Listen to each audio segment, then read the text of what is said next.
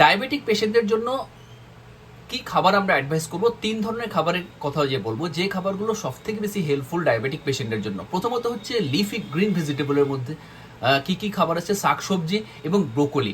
এগুলো যদি খাই তাহলে প্রচুর হেল্পফুল ডায়াবেটিক পেশেন্টের জন্য। তার কারণ হচ্ছে এর মধ্যে প্রচুর পরিমাণে ফাইবার আছে, অ্যান্টিঅক্সিডেন্ট আছে, ম্যাগনেসিয়াম আছে, তার জন্য ইনসুলিন রেজিস্ট্যান্সকে করতে বাধা দেয় এবং সুগার লেভেলটা খুব তাড়াতাড়ি কমায়। দ্বিতীয় হচ্ছে নাটস, স্পেশালি আলমন্ড এবং ওয়ালনাট। এর মধ্যে হেলদি ফ্যাটস আছে এবং প্রোটিন আছে এবং খুব তাড়াতাড়ি এগুলোকে সুগারটাকে কিন্তু কমিয়ে দেয়।